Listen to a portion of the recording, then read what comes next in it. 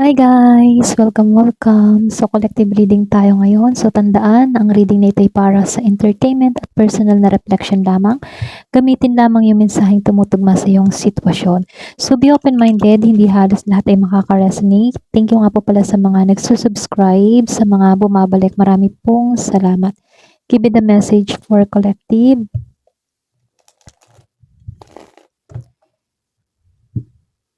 Ano yung current energy ng taong iniisip mo? Ano yung kanyang situation ngayon? Give me the message.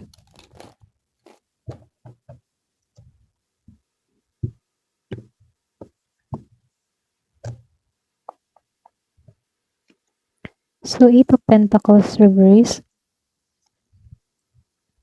Meron kang Page of Pentacles reverse, Hermit reverse, 7 of Swords reverse, Knight of Swords reverse, 10 of Cups reverse. So, halos lahat naka-reverse, ano? Meron 5 of Swords, King of Swords reverse, 7 of Wands reverse, Knight of Wands upright, 7 of Cups reverse, at the Empress upright.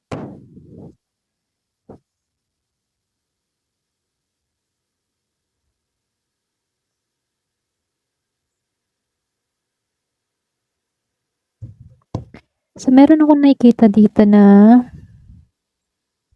Virgo, Taurus, Capricorn. Meron ding Gemini, Libra, and Aquarius. Scorpio, Cancer, and Pisces. Meron ding Aries, Leo, Sagittarius. Okay? So, tingnan natin to. Merong karma dito. Clarity. Broken. Perspective. Trap. At heart fog. Okay? Ayan. So, tingnan natin kung ano yung kanyang situation. So, dito, ano, 8 of Pentacles reverse, Page of Pentacles upright. Meron kang tao dito na, alam mo yun, para ba siyang nahihirapan sa pagpo-focus sa kanyang trabaho, no?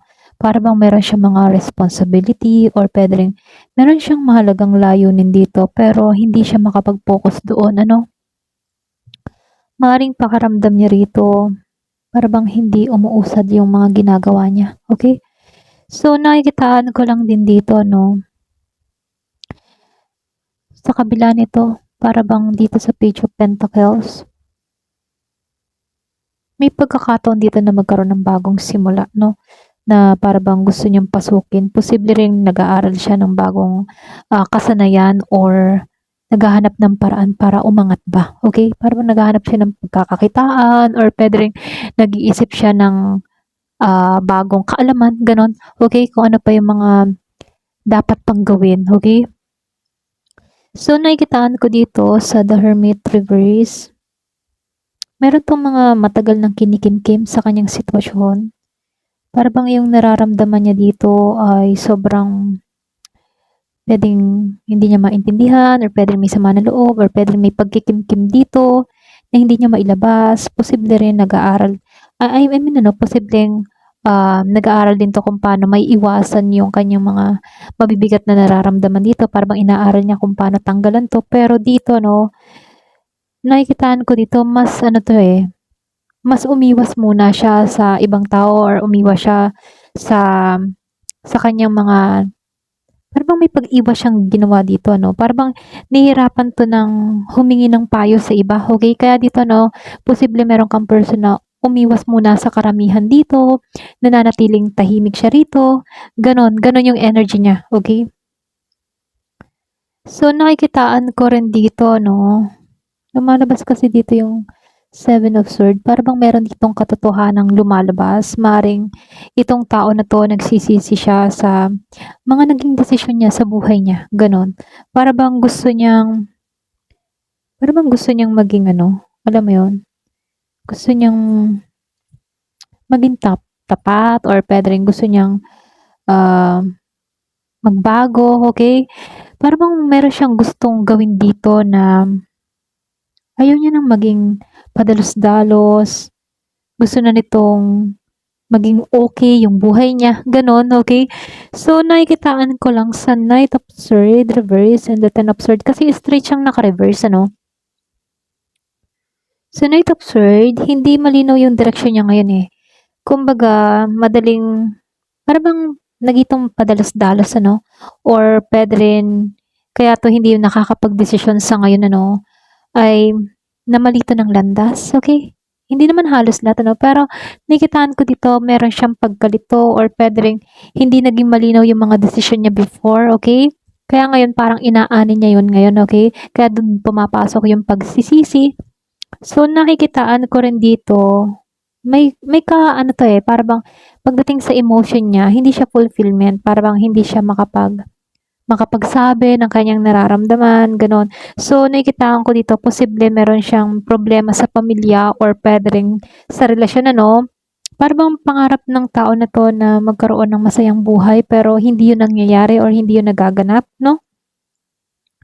So, dito, Five of Swords, the Pride. Kung titingnan, ano, para bang meron tension sa pagitan ninyong dalawa dito, okey? Puwedeng hindi kayo nagkaintindihan, hindi kayo nagkaunawaan. Maaaring meron kayong away pa rin hanggang ngayon, yung iba sa inyo or puwede ring meron lang din ditong kompetisyon, okey, kompetisyon sino bang mauuna na makipag-ayos or makipag-usap dito, gano'n, okey. So, nakikitaan ko dito pakiramdam na, alam mo 'yun, kailangan niyang ipaglaban palagi yung sarili niya, puwedeng ma-pride, pam-pride yung kanyang parang ma-pride siyang tao kaya parang lagi siyang defensive, kailangan niya ipagtanggol yung sarili niya, gano'n, okey. So, nagiging matigas yung isipan ng tao na 'to dito, eh. Parang ang tigas-tigas ng, ah, ulo nito 'no, parang bang nahihirapang maging patas, gano'n. Maaari ring may dominante or puwede ring controlling siya, okey? So, nakikitaan ko dito 'no, meron 'tong ugali na gano'n, eh, very controlling. Gusto niya siya yung okey, siya yung nangunguna, siya yung masusunod, gano'n. Kaya dito puwedeng ito yung dahilan kung bakit kayo nagtalo dito. Kaya dito sa Seven of Wands, napapagod na siyang lumaban eh. May pagod ng lumaban dito. Yung bang pakaramdam niya, wala siyang lakas para ipagtanggol yung posisyon niya or yung damdamin niya rito, no? Kaya dito, no, sa Knight of Wands, gusto pa rin niyang kumilos at magpatuloy. Ito rin nakikita ko. May pagka-impulsive or pwede rin biglaang energy na pwedeng nagtutulak sa kanya gumawa ng isang hakbang. Alam mo yun? So, dito, no, Seven of Cups, reverse. Para bang unti-unti nang lumilinaw yung isip niya dito. Nakikita niya kung ano yung totoo at kung ano yung ilusyon, ano? So, para bang nagkakaroon to ng kaliwanagan, clarity sa isip niya. Nakikita niya kung ano ba yung mga dapat niyang gawin, ano ba yung dapat niyang itama, okay? Nagkakaroon ng realization. Ganon. Ganon yung energy niya dito. So, nakikitaan ko lang din dito, no? The Empress of Pride. May energy dito ng paghilom. So, ibig sabihin, ano, para bang pwedeng nagkakaliwanag, I mean, ano, nagkakaroon to ng clarity na kailangan niyang ayusin yung sarili niya. Ganon. Para bang dito niya naintindihan na kailangan niyang umusad, kailangan niyang magseryoso na sa buhay, okay? Para bang nakakaisip na gusto na nitong umunlad, ganon.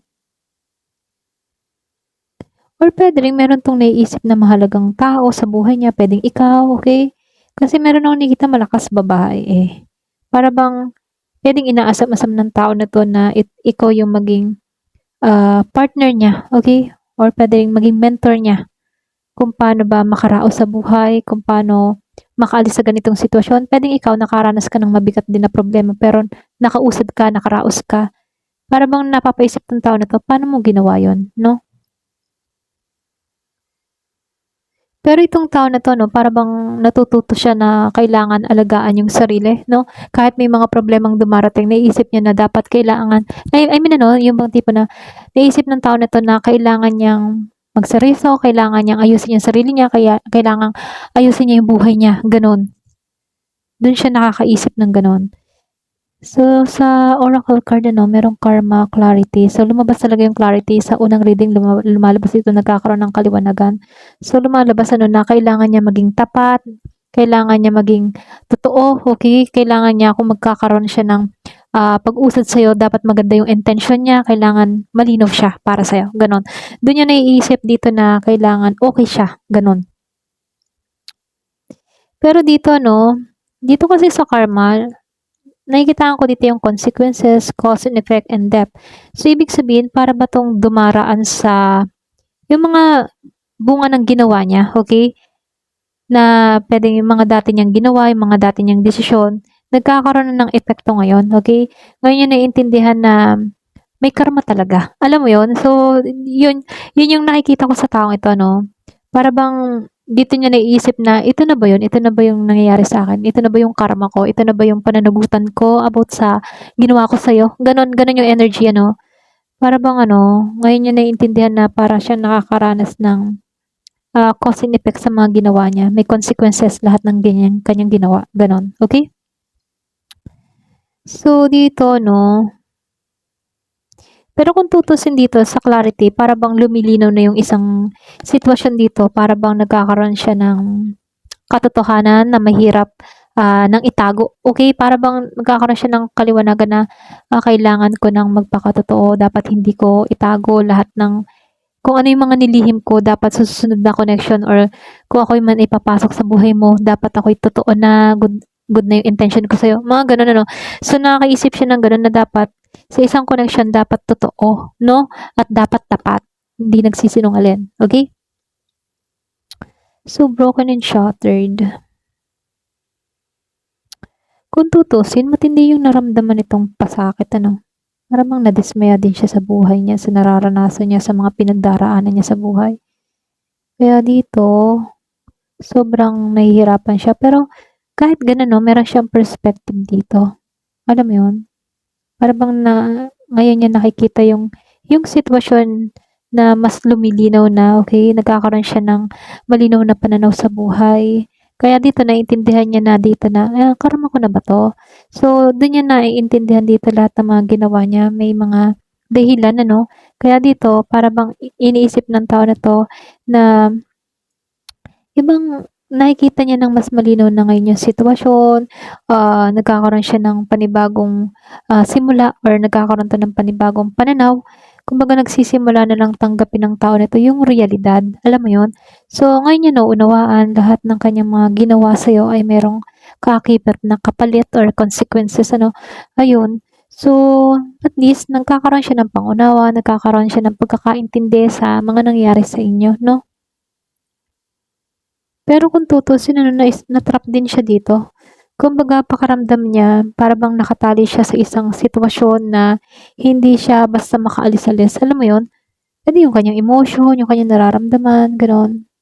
Kaya dito may heart fog dito, magulo pa rin yung kanyang emotion ano, maaaring gusto niyang alam mo yun, gusto niyang magsalita pero alam mo yun, hindi niya alam kung paano ba magsisimula, alam mo yun? So, nakikitaan ko dito medyo nahihirapan siya, merong mixed signal dito, block yung kanyang emotion, feeling niya mess up ang lahat, gano'n. Pero nakikitaan ko dito 'no, yung taong iniisip mo para bang tila siya dumaraan sa mga pagsubok 'no. So, nagsisisi, nagkakaroon din 'to ng pagkalito sa mga nararamdaman niya at yung mga bunga na ginawa niya sa nakaraan ay tinatamasa niya na kaya dito lumabas 'tong karma. Merong mga conflict at pakiramdam niya na-stuck siya sa isang sitwasyon.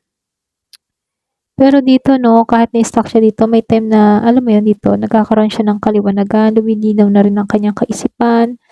Habang naghihilom siya 'no, nagsisimula ng makita niya yung katotohanan kung ano ba yung dapat niyang gawin para makausad. So yung energy niya dito nagpapakita ng process ng pagkatuto, okay?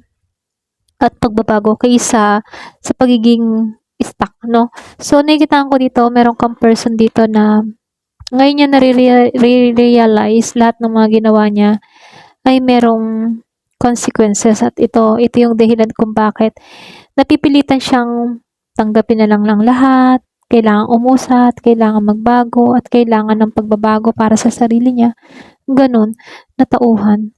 Ayun, meron kang person na natauhan. Ayun, ito lang nakikita ko. Ayan, thank you for watching. Love and peace.